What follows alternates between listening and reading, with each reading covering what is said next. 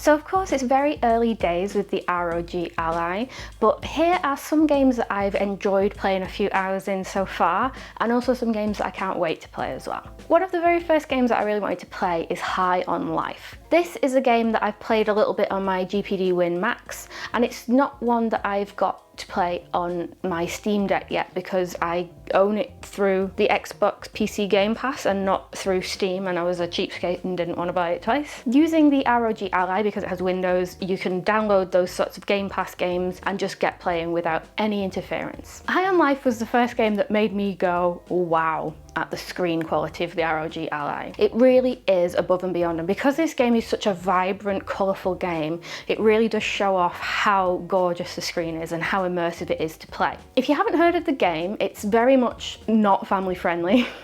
It's written by the guys that made Rick and Morty, and your gun just chats back to you through the whole game. A bounty hunter friend that's still working, you know, still has their legs. Oh, ho, ho, ho. Look at that nice house. God damn.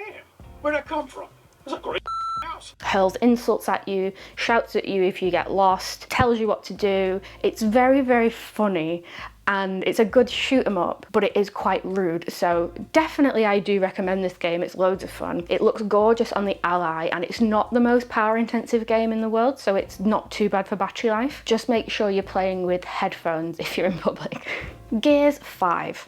My goodness. It's a bit of a chunky game, it's over 100 gigabytes, but I think it's so worth it. I've completed this on the Xbox, the campaign, but the game that I used to play tons of was the multiplayer game mode called Horde, where you have wave after wave of enemies that get progressively harder, and you have to work as a team to fortify your base and keep everyone alive, and collect all of these cogs to create more fortifications. Rinse, repeat until you either win or you die. It's super fun and super addictive, and because the games can go for maybe an hour or so, you can lose a whole night very easily. Now, because this is anti-cheat software, you can't really do this on the Steam Deck. I can't wait to play the campaign again because I think it's a very good looking game. And if you are keeping up with the ROG Ally stuff around launch, the dead zone issue, where it just feels like the dead zone's massive, Gears 5 is one of those games where you can change the dead zone in the game and it eradicates that. It works great. And unless my aim is awesome, the auto aim assist is working as well.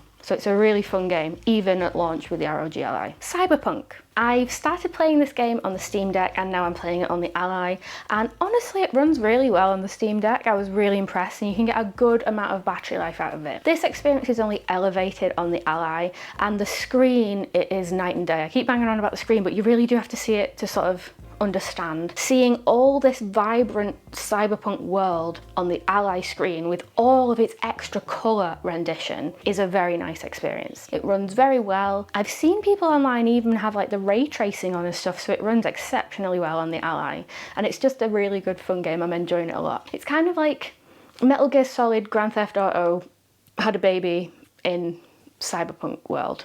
It's weird. It's good. And I know I keep banging on about this game on this channel, I'm sorry, bear with me, but Far Cry 5, just because it's a game that I've seen on the Steam Deck so much, I'm about, I don't know, 20 odd hours into this run through of the campaign. I've played over 700 hours of this game, guys. On the Steam Deck, frankly, it run a bit poo. It overheated, you had to leave it plugged in, you was on the lowest of the low settings. You could get 40 frames a second out of it, so it was certainly playable, but the experience is so much better and it looks so much nicer on the Ally. If you don't know about the story of Far Cry 5, it's set in the real world where a part of America has been taken over by this crazy cult. There's different factions with different leaders. You have John, Jacob and Faith, and they're all creepy in their own way. Then you have the big guy, Joseph Seed. He's creepy. The whole thing is just brilliant. The world building is brilliant. Sometimes it's absolutely terrifying, like this kind of zombies in Faith's era, but then sometimes it's dead funny. There's some really interesting characters and you do feel really immersed in the story. God knows you must be if I've played 700 hours of it.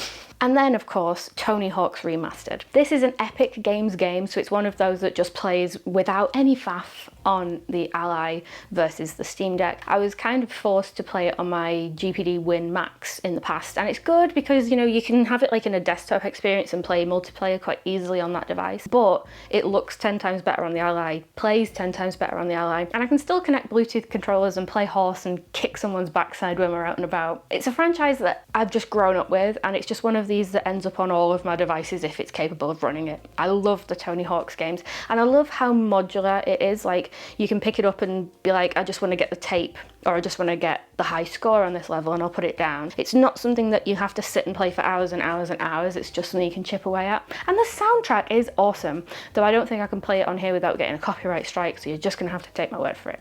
And controversial, but oh god, this is going to be on the internet forever. I prefer the Sonic All-Stars franchise to Mario Kart.